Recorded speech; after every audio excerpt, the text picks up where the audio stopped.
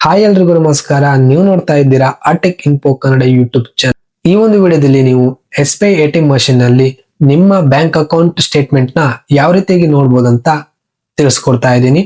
ಹೌದು, ನೀವೇನಾದ್ರೂ SBI account use ಮಾಡ್ತಿದ್ರೆ ನೀವು ATM ಮಷೀನ್ ಗೆ ಹೋಗ್ಬಿಟ್ಟು ನಿಮ್ಮ ಬ್ಯಾಂಕ್ ಸ್ಟೇಟ್ಮೆಂಟ್ ನ ಈಸಿಯಾಗಿ ನೋಡ್ಕೊಳ್ಬಹುದು. ಯಾವ ತರ ಅಂತ ನಾನು ಕಂಪ್ಲೀಟ್ ಆಗಿ ಲೈವ್ ಆಗಿ ATM ಗೆ ಹೋಗ್ಬಿಟ್ಟು ನಿಮ್ಗೆ ತೋರಿಸ್ಕೊಡ್ತಾ ಇದ್ದೀನಿ. ಹಾಗೆ ನಮ್ಮ ಚಾನಲ್ ನ ಯಾರ್ಯಾರು ಫಸ್ಟ್ ಟೈಮ್ ನೀವು ನೋಡ್ತಿದ್ದೀರಾ ದಯವಿಟ್ಟು ಸಬ್ಸ್ಕ್ರೈಬ್ ಆಗಿ ಹಾಗೆ ಪಕ್ಕದಲ್ಲಿ ಕಾಣಿಸ್ತಿರೋ ಬೆಲ್ ಐಕನ್ ಕೂಡ ಕ್ಲಿಕ್ ನ ಮಾಡ್ಕೊಳ್ಳಿ. ಮೊದಲಿಗೆ ನೀವು ATM ಮಷೀನ್ ಗೆ ಹೋಗ್ಬಿಟ್ಟು ನಿಮ್ಮ ಡೆಬಿಟ್ ಕಾರ್ಡ್ ನ ಇನ್ಸರ್ಟ್ ಮಾಡಿ. ನಂತರ ನಿಮ್ಗೆ ಇಲ್ಲಿ ಈ ರೀತಿ ಆಪ್ಷನ್ ಬರುವಂತದ್ದು, ಅಲ್ಲಿ ಡೊಮೆಸ್ಟಿಕ್ ಆಗಿದ್ರೆ ಡೊಮೆಸ್ಟಿಕ್ ಅಥವಾ ಇಂಟರ್ನ್ಯಾಷನಲ್ ಆಗಿದ್ರೆ ಇಂಟರ್ನ್ಯಾಷನಲ್ ಅಂತ ಸೆಲೆಕ್ಟ್ ಮಾಡಿ.